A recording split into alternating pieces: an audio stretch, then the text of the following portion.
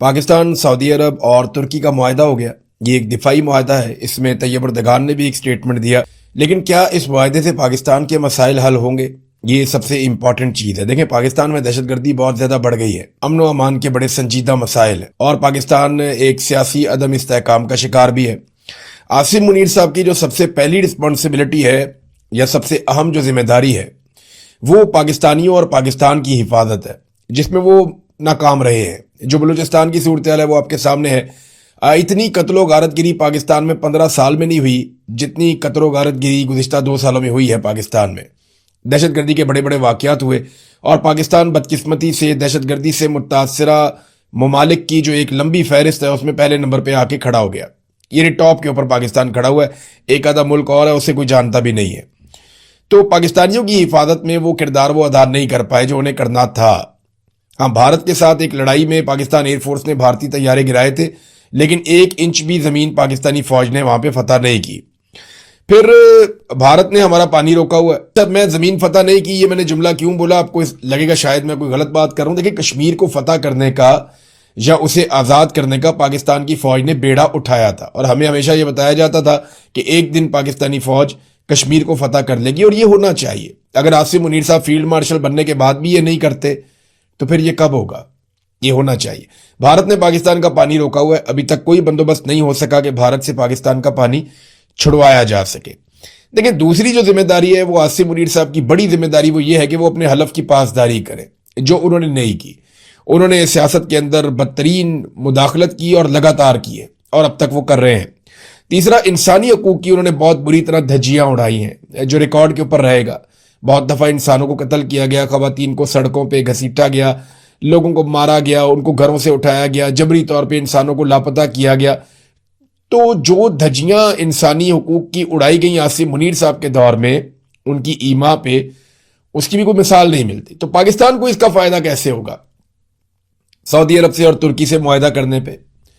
دیکھیں، یہ میں اس کو پھر کہوں گا کہ یہ پازیٹیو ہے. ایک چیز، مسلمان ممالک جتنا آپس میں ایک دوسرے کے قریب آئیں گے اتنا بہتر ہے. جتنے زیادہ ہمارے تعلقات ہوں گے اتنا بہتر ہے. جتنا زیادہ ہم دفاعی نقطہ نظر سے یا خارجی معاملات کے نقطہ نظر سے ایک دوسرے کے ساتھ کھڑے ہوں گے وہ اتنا بہتر ہے. امت مسلمہ قریب آئے گی تو یہ مسلمان ممالک کے لیے بہتر ہوگا. بہت سارے مسلمان ملک ہیں، 50 کے قریب. اگر یہ سارے اکٹھے ہو جائیں تو ایک بہت بڑی طاقت بن سکتے ہیں، بہت بڑی معاشی طاقت بن سکتے ہیں. مسلمانوں کے پاس آبادی بھی بہت بڑی ہے، نوجوانوں کی بہت بڑی تعداد ہے، ٹیکنالوجی میں وہ کام کر سکتے ہیں، ان کے پاس قدرتی وسائل بہت زیادہ ہیں جن ممالک میں یہ لوگ رہتے ہیں. پھر خوراک پیدا کرتے ہیں بہت سارے مسلمان ممالک اور بڑے پیمانے پر کرتے ہیں. تو یہ بہت حد تک خود کفیل ہو سکتے ہیں. بہرحال یہ پاکستان کے مسائل کا حل کیا اس سے ہو جائے گا؟ ایک بات آپ کو کلیئر کرنی چاہیے کہ یہ جو معاہدہ ہے یہ امریکی مفادات کے خلاف نہیں ہو سکتا، کیونکہ ترکی کے بھی بڑے اچھے تعلقات ہیں امریکہ کے ساتھ. ہمارے فیلڈ مارشل کی جو ہے اس کو وہ کہتے ہیں ڈونلڈ ٹرمپ کے مائی فیورٹ فیلڈ مارشل، تو یہ بھی امریکہ کے ساتھ بہترین تعلقات رکھے ہوئے ہیں. شہباز شریف تو نہ 3 میں ہے نہ 13 میں. اور سعودی عرب جو ہے وہاں پہ امریکی اڈے ہیں باقاعدہ. انہوں نے اپنی زمین کے اوپر امریکہ کو اڈے دے رکھے ہیں اور بہت پیسہ خرچ کرتے ہیں. تو اصل مسئلہ یہ نہیں ہے کہ امریکی مفادات کے خلاف یہ اتحاد لڑے گا. یعنی اگر آپ کو کسی کو یہ لگتا ہے کہ بھارت کے ساتھ لڑائی ہو جائے گی اور سعودی عرب اور ترکی مل کر بھارت کو ماریں گے پاکستان کے ساتھ، تو یہ آپ کی خام خیالی ہے. اور اگر آپ کو یہ لگتا ہے کہ یونان کے ساتھ ترکی لڑے گا اور سعودی عرب اور پاکستانی فوجی وہاں پہ جائیں گے اور جا کر لڑیں گے، تو یہ بھی آپ کو میرے خیال میں غلط فہمی ہے. سعودی عرب کے پاس بہت سارے پیسے ہیں، بہت سارا فیول ہے اور وہ بہت امیر ملک ہے. وہ امریکہ کو بہت پیسہ دیتا ہے اپنے دفاع کے نقطہ نظر سے. امریکی ہتھیار جگہ جگہ سعودی عرب میں انسٹال ہوئے ہیں اور ان کے لوگ امریکن سے ٹریننگ بھی لیتے رہے ہیں. تو امریکن وہاں پہ اپنے اڈے لے کر موجود ہیں. وہ سعودی سرزمین کی حفاظت کے لیے اپنے بہترین ہتھیار استعمال کرتے ہیں جن کے بدلے میں وہ بہت پیسہ بھی لیتے ہیں. تو یہ معاملہ مجھے ایسا لگتا ہے کہ ایران اور یمن کی طرف جائے گا. سعودی عرب کو یمن سے خطرہ رہتا ہے حوثیوں کی جانب سے، پھر ایران کے ساتھ بھی ان کے حالات بگڑتے رہتے ہیں. تو کیا یہ ممکن ہے کہ اسرائیل سے لڑ پڑے یہ اتحاد؟ تو ایسا دکھائی نہیں دیتا کیونکہ اس میں امریکہ پڑ جائے گا. اگر یہ اتحاد امریکی مفادات کے خلاف ہوتا تو اب تک ڈونلڈ ٹرمپ کا یا امریکہ کا سٹیٹمنٹ آ چکا ہوتا. اور اگر یہ خلاف ہوا تو یاد رکھیے گا آنے والے دنوں میں یہ سٹیٹمنٹ آ بھی جائے گا. اس کے علاوہ میں آپ کو یاد دلاؤں کہ ایک 40 سے زائد مسلمان ممالک کی ایک فورس بنائی گئی تھی جس میں پاکستان بھی تھا اور سعودی عرب کی قیادت میں وہ بنائی گئی تھی. اس فورس کا جو سربراہ رکھا گیا تھا، جس کی کمانڈ میں تھی وہ فورس، وہ جنرل راحیل شریف جو پاکستان کے سابق آرمی چیف ہیں، وہ اس کی قیادت کر رہے تھے۔ وہ فورس کہاں گئی، اس نے کیا کارنامہ کیا، ابھی تک کچھ پتہ نہیں چلا۔ امریکن اسٹیبلشمنٹ اس معاہدے کو کیسے دیکھتی ہے، یہ بہت امپورٹنٹ ہے۔ ان کی ملٹری بیسز پہلے ہی میں نے آپ کو بتایا کہ وہ سعودی عرب میں، وہ بہت پیسہ اکٹھا کرتے ہیں اس خطے سے، سعودی عرب سے اور دیگر عرب ممالک سے۔ اب اگر اسی طرح کے معاہدے باقی عرب ممالک بھی کر لیتے ہیں تو امریکہ کا جو بہت بڑا ایک یہاں پہ مالی فائدہ ہے اس کو چوٹ لگ سکتی ہے۔ جیسے کہ ترکی کے صدر جو رجب طیب اردگان ہے، انہوں نے بڑی بیلنسڈ سٹیٹمنٹ دی ہے اس معاہدے کے بعد۔ یعنی انہوں نے کہا کہ آج ہم نے سعودی عرب کے ولی عہد اور وزیر اعظم محمد بن سلمان کی پرخلوص دعوت پر مکہ مکرمہ کا دورہ کیا تھا۔ اپنے دورے کے دوران میں نے اپنے عزیز بھائیوں سعودی عرب کے ولی عہد محمد بن سلمان اور پاکستان کے وزیر اعظم شہباز شریف سے ملاقات کی۔ ہم نے تینوں ممالک کی حیثیت سے مشترکہ دفاعی معاہدے پر دستخط کیے ہیں، اور ساتھ انہوں نے کہا کہ اجتماعی دفاعی صلاحیت پر مبنی یہ معاہدہ ہمارے سیکیورٹی اور دفاعی تعاون کو آگے بڑھانے، دفاعی صنعت میں مشترکہ منصوبے تیار کرنے اور دہشت گردی کے خلاف جنگ میں معاون ثابت ہوگا۔ یہ معاہدہ جو اقوام متحدہ کے منشور کے آرٹیکل 51 میں بیان کردہ دفاع کے حق کی بھی توثیق کرتا ہے۔ وہ یہ کہتے ہیں کہ ہم نے اقوام متحدہ کے آربٹ کے اندر رہتے ہوئے یہ معاہدہ کیا ہے۔ کسی ملک کو نشانہ نہیں بناتا، ہم کسی ملک کے خلاف نہیں ہیں، اور ہمارے خطے کے امن، خوشحالی اور استحکام کا ارادہ رکھنے والے تمام برادر ممالک اس میں شمولیت کر سکتے ہیں۔ یہ ان سب کے لیے کھلا ہے۔ یعنی ترکی نے بڑا اس کو اوپن کر دیا کہ اس میں اگر یو اے ای آنا چاہے، اس کے اندر قطر آنا چاہے، بحرین آنا چاہے، اور دیگر ممالک اگر اس کے اندر کویت آنا چاہے، اردن اس کے اندر شامل ہونا چاہے، یا ایران بھی اس کے اندر شامل ہونا چاہے، سینٹرل ایشیا کے ممالک ہیں جیسے آذربائیجان ہے، باقی ملک ہیں، اس کے اندر شامل ہونا چاہیں تو وہ بھی شامل ہو سکتے ہیں۔ یہ جناب طیب اردگان کا سٹیٹمنٹ ہے۔ پھر انہوں نے کہا کہ ترکی جو ہے وہ خطے کے مشترکہ ملکیت کے ویژن کے عین مطابق بین الاقوامی قانون کے احترام کی بنیاد پر تمام تنازعات اور بحرانوں کو بات چیت اور سفارتکاری کے ذریعے حل کرنے کے اپنے اصولی موقف کے اوپر مضبوطی سے قائم ہے۔ میں دعا گو ہوں کہ ہماری یہ مشاورت، ہمارا یہ دورہ اور یہ دستخط شدہ معاہدہ ہمارے پورے خطے کے لیے خیر و برکت کا باعث بنے۔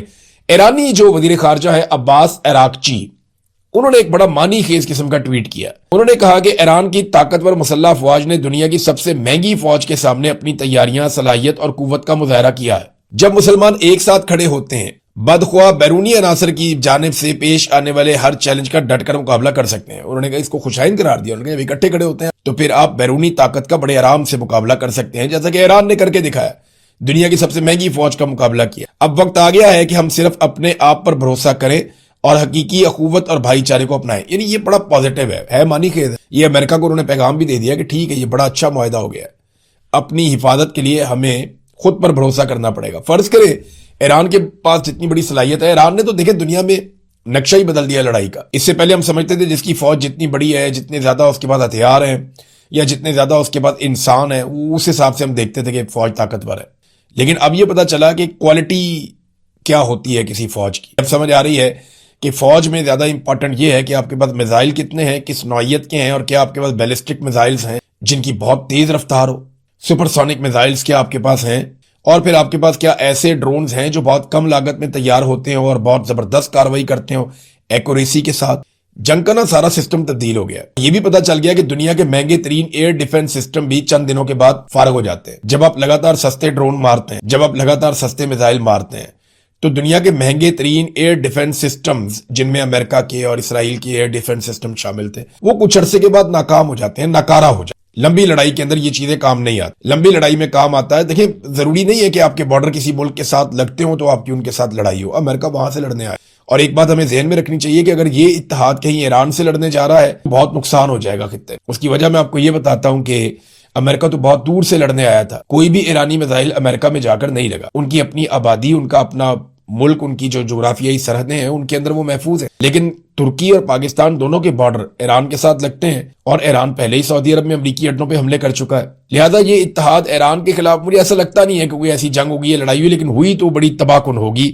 یہ بات ہم سب کو اپنے ذہن میں رکھنی چاہیے۔ سب سے بڑی خبر ہے، بہت امپورٹنٹ خبر ہے، وہ یہ ہے کہ سعودی عرب، پاکستان اور ترکی کے بیچ میں ایک دفاعی معاہدہ ہوا ہے۔ ترکی کی جانب سے طیب اردگان آئے، پاکستان کی جانب سے شہباز شریف گئے، اور سعودی عرب کے محمد بن سلمان جو ولی عہد ہے اور तमाम इख्तियारात उनके पास हैं, वो वहां से मौजूद थे। तस्वीर भी जारी की गई हैं, बाकायदा मुआहदे में दस्तखत होने की वीडियो भी जारी की गई है। ये एक बड़ा तारीखी मौका है और जो स्लोगन है इसका वो ये है कि एक पर हमला सब पर हमला। ये पाकिस्तान के अंदर ये चीज बताई जा रही है। अब इसके खतोकाल क्या है इसके बारे में अभी आइडिया नहीं है, इस मुआहदे के अंदर क्या लिखा है, मे बी कभी सऊदी अरब की जानिब से या तुर्की की जानिब से तफसीलात सामने आए। पाकिस्तान में तो दिफाई मुआहदे के नुक्ता नजर से अभी तक कुछ भी नहीं बताया गया हमें कि ये मुआहदा किस नौयत का है, इसकी बुनियाद क्या है। क्या अगर पाकिस्तान के ऊपर इंडिया हमला करेगा या कोई और कंट्री हमला करेगी तो सऊदी अरब और तुर्की पाकिस्तान के साथ मिलकर लड़ेंगे, या अगर सऊदी अरब की किसी मुसलमान मुल्क से लड़ाई होती है तो तुर्की और पाकिस्तान क्या करेंगे, और अगर किसी गैर मुस्लिम मुल्क से लड़ाई होती है तो क्या करेंगे।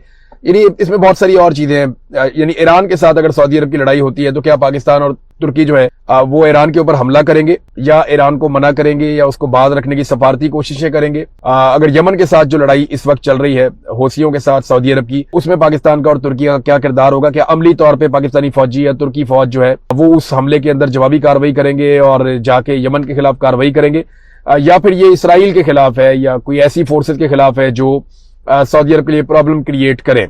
देखिए, ये तो ईरान ने साबित किया है कि वो खित्ते का एक बहुत ताकतवर मुल्क है और उसने जो दुनिया में सुपर पावर कहा जाता है अमेरिका, उसका उसने मुकाबला किया। तो मेरा नहीं ख्याल कि किसी भी मुल्क को उसके साथ बराह रास्त जंग में जाना चाहिए, खासतौर पर उन ममालिक को जिनकी सरहदें ईरान के साथ लगती हैं, जैसे कि तुर्की है, जैसा कि पाकिस्तान है। तो इस बात को तो अवॉइड करेंगे। अब ये एक दिफाई नुक्ता नजर से और सफारती नुक्ता नजर से एक बड़ी कामयाबी है, इस रीजन की बहुत बड़ी डेवलपमेंट है, लेकिन इसके ऊपर तफसीली बात हम तब कर पाएंगे। ये सारी चीजें जो है मंजर आम पे आएंगी, हमें पता चलेगा कि इस मुआहदे के अंदर एक्चुअली लिखा हुआ क्या है। अब नाजरीन, खाना काबा के अंदर दाखिल होने की वीडियो भी जारी की गई शहबाज शरीफ की और आसिम मुनीर की। तो ये क्योंकि पॉलिटिकल लोग ज्यादातर फायदा उठाते हैं और जब भी कभी इन्हें मौका मिलता है खाना काबा के करीब जाने का, मस्जिद नबवी के करीब जाने का, रोजा रसूल के करीब जाने का, नवाज शरीफ जाते हैं तो वहां पे उन्हें जगह एक कॉर्नर में मिल जाती है, वो छोटा सा कॉरिडोर है, वहां पे बैठ जाते हैं जाके, तो वहां से तस्वीर जारी करवाते हैं। आम लोगों को वहां जाने में दिक्कत रहती है, लेकिन सऊदी अरब की गवर्नमेंट जो है वो इन मुकद्दस मुकामात को उन शख्सियात के लिए जिनके साथ सफारती ताल्लुकात उन्होंने इस्तेमाल करने होते हैं वो उनको उनके लिए खोलती है। ये एक खालिसतन सियासी मामला है, लेकिन आपको पता है मजहब को भी सियासत के लिए इस्तेमाल किया जाता है और ये सारी पॉलिटिकल पार्टीज करती हैं, सब लोग करते हैं, खासतौर पे जो मजहबी सियासी जमातें वो बहुत ज्यादा करते हैं। पाकिस्तान जैसे ममालिक के अंदर ये इसकी बड़ी सिग्निफिकेंस है। पाकिस्तान जैसे ममालिक में इसकी बड़ी इंपॉर्टेंस होती है कि लोगों को तस्वीरें दिखाई जाएं कि सर पे टोपी पहनी हुई है, ऐसे दुआ कर रहे हैं हाथ उठा के, या खाना काबा के अंदर दाखिल हो रहे हैं, खाना काबा के अंदर से निकल रहे हैं। ये तो परवेज मुशर्रफ को भी मौका मिला था। परवेज मुशर्रफ का कैरेक्टर जो था वो सारी दुनिया जानती है, वो किस किस्म की पार्टीज करते थे, किस किस्म का उनका माहौल था, किन हालात में वो इस दुनिया से गए, कैसे उन्होंने पाकिस्तानियों का कत्लेआम किया। फिर ज़ियाउल हक जो है जिसने कितना जुल्म किया पाकिस्तानियों के ऊपर, ज़ियाउल हक को भी, बल्कि वो तो उसकी इमामत की कहानियां आई थी कि वो जाके खाना काबा में इमामत भी की और कैसे इमामत की उसके ऊपर किताबें लिख छोड़ी लोगों ने। तो अभी आसिम मुनीर साहब की बारी है। सऊदी अरब के साथ आप दिफाई मुआहदा करेंगे तो इतनी सहूलत तो आपको मिलेगी, और ये और बहुत सारे लोगों को भी मिली है, माजी में भी मिलती रही है, आज भी मिली है, लेकिन इसकी वीडियो जारी की गई ताकि आवाम के अंदर एक तासुर जाए। और दो चीजें हैं, एक तो उसे तासुर ये देने की कोशिश की जा रही है कि मौजूदा हुकूमत और जो मौजूदा एस्टेब्लिशमेंट है उनके बीच में किसी किस्म की कोई लड़ाई नहीं है। तो ये तो बात पहले से ही सबको पता है कि लड़ाई कोई नहीं है। देखिए, अंसार अब्बासी साहब ने इसमें एक पोस्ट की है सोशल मीडिया पे, उसके कमेंट्स उन्होंने बंद किए हैं, लेकिन उन्होंने कहा वो पूछना था कि अभी आपको यकीन है कि 6 माह की डेडलाइन दी गई है शहबाज शरीफ को आसिम मुनीर की जानिब से या एस्टेब्लिशमेंट की जानिब से। तो उन्होंने ये सवाल पूछा। मजे की बात यह है कि सवाल उन्होंने पूछा और कमेंट सेक्शन बंद कर दिया। भाई, अगर आपने पाकिस्तानियों से सवाल पूछना है तो आप कमेंट सेक्शन भी खोल के रखें, तो जवाब आपको यहां दे देते हैं। एक तो ये जो खबर दी है 6 माह की डेडलाइन है, ये कोई ऐसा नहीं है कि पाकिस्तान तहरीक इंसाफ ने दी है, या ऐसा भी नहीं है कि एंटी एस्टेब्लिशमेंट किसी सहाफी ने खबर दी है। ये उन जर्नलिस्टों ने खबर दी है जिनके एस्टेब्लिशमेंट के साथ इस वक्त अच्छे ताल्लुकात में, माजी में हमारे भी हुआ करते थे, हमें वहां से खबरें शबरें मिल जाती थी, हम वहां से पता कर लेते थे कि क्या होने जा रहा है, क्या नहीं होने जा रहा है। अभी जो लोग हमें खबर देते हैं वो जरा खुफिया रखते हैं अपने आप को, हम बता भी नहीं पाते किसी का नाम, ये भी नहीं कह पाते कि बहुत बड़ी शख्सियत से बात हुई है, मुलाकात हुई। खबरें तो अभी भी निकलती हैं, खबरें तो आती रहती हैं। तो इस वक्त जिनके अच्छे एस्टेब्लिशमेंट के साथ ताल्लुकात हैं और जो एस्टेब्लिशमेंट के साथ ताल्लुकात इंजॉय कर रहे हैं, ये खबरें वहां से आई हैं और उन्होंने ये क्लेम किया कि 6 माह का टाइम दिया गया है। तो अंसार अब्बासी साहब को उनसे जाकर पूछना चाहिए, ना कि वो आम आवाम से पूछे और फिर कमेंट बंद कर दें। एक्चुअली उनका इशारा पाकिस्तान तहरीक इंसाफ की जानिब से होता है। मेरा नहीं ख्याल तहरीक इंसाफ ने कभी भी इस बात की उम्मीद की है कि आसिम मुनीर नवाज शरीफ की या शहबाज शरीफ की या जरदारी की हुकूमत गिरा देगा। नहीं, ऐसा नहीं होगा। देखिए, ये एक दूसरे की इंश्योरेंस पॉलिसी है, ये हम सब जानते हैं। हाँ, ये जरूर है कि हाफिज आसिम मुनीर साहब ने ये जाली हुकूमत कायम करके दी है और कठपुतली हुकूमत बनाई है, और वो कठपुतलियों को अपने मुताबिक नचाते हैं, इसको कंट्रोल भी करते हैं पुतली तमाशे को। लेकिन जब उन्हें लगता है कि कोई कठपुतली सही तरह काम नहीं कर रहे तो वो उसकी डोरी खींच भी देते हैं। बाज़ औक़ात थोड़ा सा डोरी को खींचते हैं, डोरी को सेट करते हैं, थोड़ा सा कठपुतली को उठा के उसकी तरह मुरम्मत करके ठीक करके दोबारा खड़ा कर देते हैं स्टेज के ऊपर। तो वो ये जानते हैं कि ओवरऑल उनकी अपनी बचत भी इसमें है कि तमाशा चलता रहे, क्योंकि जब तक ये कठपुतलियां काम करती रहेंगी तो एक जाली तमाशा चलता रहेगा। अगर असली सरकार आ गई तो फिर सबको जवाब देना पड़ेगा। तो ये बात बड़ी सादी और सीधी है कि ये एक दूसरे की इंश्योरेंस पॉलिसी है, इन्होंने एक दूसरे को गिरने नहीं देना। अवाम ने अगर गिराना है तो अवाम ने मिलकर इन सारों को एक साथ गिराना है, और ये एक साथ ही गिरेंगे। जब भी गिरेंगे वो वहां पर मैं देखेंगे गिरता हुआ। पाकिस्तान के अंदर सिक्योरिटी के बड़े बदतरीन हालात हैं। देखें, हम दिफाई मुआहिदों में तो जा रहे हैं, बड़ी अच्छी बात है, लेकिन पाकिस्तान के अंदर जो सिक्योरिटी की सूरत हाल है, क्या वो ठीक है? बड़ा सवाल ये है। इस सवाल का जवाब ये है कि खैबर पख्तूनख्वा जल रहा है, रोजाना की बुनियाद पे धमाके हो रहे हैं, खुद कुछ धमाके हो रहे हैं। रोजाना की बुनियाद के ऊपर हमारे सिक्योरिटी फोर्सेज के लोग अगवा होते हैं, या तो वो वादा करके वापस आते हैं कि वो आइंदा कभी सिक्योरिटी फोर्सेज के लिए काम नहीं करेंगे, या फिर उन्हें जान से मार के उनकी लाशें फेंक दी जाती हैं। तो वहां पे कंट्रोल नहीं है पाकिस्तान की सरकार का। बलूचिस्तान की हालत आप देखें कि अभी बाकायदा जो सरकार है उसने ये अनाउंसमेंट कर दी है कि कल्लात और खुजदार में जो लोग काम करते हैं वो शाम को अपनी दुकानें बंद करें रात होने से पहले, और फिर जब अंधेरा हो जाए तो लोग अपने घरों से ना निकलें। ये हदायत हुकाम की जानिब से जारी की गई हैं बलूचिस्तान में। इतनी बुरी सूरत हाल जिस कंट्री में होगी, यानी हमें अपने दिफा के लाले पड़े हुए हैं, हमारे अपने अमनो अमान के बहुत बुरे हालात हैं। हम दुनिया के साथ दिफाई मुआहदे जरूर करें, बहुत इंपॉर्टेंट है। हो सकता है इससे पाकिस्तान को सफारती कामयाबियां मिले, हो सकता है इससे पाकिस्तान को कुछ 4 पैसे मिल जाए, उधार में तेल मिल जाए, बहुत सारी सहूलियात हो सकती है पाकिस्तान को मिले। लेकिन बड़ी बात यह है कि पाकिस्तान के अंदर अमनो अमान कायम करना पाकिस्तान की सिक्योरिटी फोर्सेज की प्राइम रिस्पॉन्सिबिलिटी है। जिन पाकिस्तानियों ने पेट पे पत्थर बांध के पाकिस्तान के अंदर इतनी बड़ी फौज तैयार की, एटम बम तक बना कर दिया, इस फौज को इतना बजट दिया कि इन्होंने दुनिया के बेहतरीन तैयारे, बेहतरीन लड़ाका तैयारे, बेहतरीन एक सिस्टम कायम किया, बहुत सारे हथियार बनाए, खुद भी बनाए, दुनिया से भी खरीदे। तो वो उस अवाम का तहफ्फुज पहली जिम्मेदारी है पाकिस्तान की सिक्योरिटी फोर्सेज की, जिसके अंदर ये मुकम्मल तौर पर अभी कामयाब नहीं हुए। अब नाज़रीन आ जाए जो 2 माह के बाद एक ऐलान किया गया लॉन्ग मार्च का, कि 2 माह के बाद एक मार्च होगा, इस्लामाबाद की जानिब बढ़ेंगे। सुहेल अफरीदी साहब ने इसका ऐलान किया, और कुछ लोग डिफेंड कर रहे हैं जी बड़ा अच्छा किया, ज्यादा लोग तनकीद कर रहे हैं कि जी अच्छा नहीं किया। सुहेल अफरीदी साहब को ये चाहिए था कि वो जल्दी का ऐलान करते, 14 अगस्त तक की डेडलाइन देते, 15 अगस्त को पूरा खैबर पख्तूनख्वा बंद कर देते, फिर देखी जाती जो होता। क्योंकि इस वक्त हुकूमत के ऊपर बहुत प्रेशर है, हुकूमत इस वक्त बहुत सारे मामलात में फंसी हुई है। हो सकता है कल इससे ज्यादा फंसी हुई हो, मैं कुछ नहीं कह सकता, क्योंकि हुकूमत की अपनी कारकर्दगी और किस्मत भी है। ये जब से आए फंसे हुए हैं, पाकिस्तान को भी इन्होंने फंसाया हुआ है। लेकिन मामला यह है कि अगर फर्ज करें कि ये 2 माह का टाइम दे दिया गया, जिसपे तनकीद बहुत हो रही है, उस वक्त तक हुकूमत बहुत सारे मामलात से अगर निकल गई तो फिर उनकी पूरी तवज्जो होगी पाकिस्तान तहरीक इंसाफ की जानिब। बहरहाल आज तीसरा दिन था, 2 माह का टाइम मांगते हुए ये कहा गया, या इसके जवाब में ये कहा गया कि तैयारी करनी है और तैयारी के लिए वक्त चाहिए। आज तीसरा दिन है, तैयारी कोई दिखाई नहीं दी, तैयारी के हवाले से कोई अपडेट नहीं आई, तैयारी के हवाले से किसी किस्म का कोई मैंने मीटिंग, कोई अपडेट, कोई चीजें कि जनाब हमने करना है। तो एक एक मिनट आपका कीमती है, आपने 2 माह का टाइम लिया, तो 2 माह में एक एक दिन को आपको इस्तेमाल करना पड़ेगा, आपको जोर लगाना पड़ेगा। तो अभी तीसरा दिन है, तीसरे दिन तक मैंने कोई ऐसे विजुअल या कोई ऐसी चीज नहीं देखी जिसमें मुझे ये लगे कि पाकिस्तान तहरीक इंसाफ या सुहेल अफरीदी की टीम बहुत तेजी से तैयारी कर रहे हैं और वो कुछ बड़ा करने जा रहे हैं इस्लामाबाद में जाने के लिए, या वो लाखों लोगों को, 10 लाख 20 लाख लोगों को वो ले जाएंगे। अभी तक तो ऐसा कुछ दिखाई नहीं दिया, बल्कि हो ये रहा है कि उल्टा सोशल मीडिया पे एक जंग चली हुई है। खैबर पख्तूनख्वा के इंफॉर्मेशन के मिनिस्टर हैं शफी जान साहब, उनकी और शहबाज गिल साहब की एक अलग लड़ाई चल पड़ी है। अब ये बड़ा ये नामुनासिब है इस वक्त। देखें, ये इकट्ठे होने का टाइम था, इस वक्त डिवाइड पैदा होनी नहीं चाहिए थी, लेकिन डिवाइड पैदा होगी। इख्तलाफ राय बड़ी अच्छी चीज है। देखिए, शहबाज गिल साहब का अपना एक मौक़िफ़ है, अब उसका एहतराम होना चाहिए। आप उससे इख्तलाफ कर सकते हैं, आप इख्तलाफ जरूर करें, लेकिन उसकी जान को आप खतरे में नहीं डाल सकते ये कह के पाकिस्तान पहुंचो या पाकिस्तान आओ। देखिए, कल को ये मुराद सईद को भी कहेंगे कि बाहर निकल भाई, तू अंदर से बैठ के मशवरे दे रहा है, ये कह सकते हैं ना कि मुराद सईद बाहर क्यों नहीं निकलता, हम सारे बाहर हैं तो मुराद सईद को बाहर निकालो। हर आदमी की जान अलग तरीके से खतरे में है। पाकिस्तान की मिलिट्री एस्टेब्लिशमेंट को हर आदमी पे अलग तरह का गुस्सा है। जो जितना ज्यादा इन्फ्लुएंस कर सकता है ना, उसको उतना ज्यादा मारते हैं। वो सबसे ज्यादा इन्फ्लुएंशियल आवाज इमरान खान की है, उन्होंने मुलाकात ही बंद की हुई, उनका पैगाम ही मारना है। तो जिस पे उनको गुस्सा है, जिस पे उनको लगता है कि ये आवाज बड़ी तगड़ी है, ये अवाम में जाके इफेक्ट करती है, उस पर उतना ही ज्यादा गुस्सा होता है। जो जितना ज्यादा मुतासिर कर सकता है वो उतना ही ज्यादा खतरे में है। अब कई लोग जो है वो सख्त बात करते ही नहीं है, तो वो पाकिस्तान के अंदर रह सकते हैं। कई लोग जो है वो बात करते हैं, लपेट के करते हैं, शुगर कोटेड करके करते हैं, वो भी पाकिस्तान में रह सकते हैं। लेकिन जो लोग ब्लंटली ओपनली बोलते हैं उनके लिए जरा मुश्किल होता है। अब कल को देखे ना, मुराद सईद को कोई कह दे कि भाई बाहर निकलो और बाहर निकल के अपनी जान दे दो, तो तुम भी आ जाओ मैदान के अंदर। देखिए, एक दिन तो सबको आना ही पड़ेगा, एक दिन तो सबको इस लड़ाई का हिस्सा बनना ही पड़ेगा। سب کو اپنے حصے کی مار کھانی پڑے گی. کئیوں نے کھا لی ہے, کئی اور کھا رہے ہیں, کئیوں کو اور کھانی پڑے گی. تو یہ لڑائی بڑی لمبی ہے, ابھی اتنی جلدی ختم نہیں ہوگی. یہ عمران خان صاحب کے باہر آنے کے بعد, عمران خان صاحب کے اقتدار میں آنے کے بعد بھی یہ لڑائی ختم نہیں ہوگی. شاید کسی موقع پہ پاکستان تحریک انصاف کے لیے ختم ہو جائے, لیکن پاکستانی عوام کے لیے لڑائی چلتی رہی جب تک کہ پاکستان کی ملٹری اسٹیبلشمنٹ سے پاکستان کا قبضہ واپس نہیں لے لیا جاتا.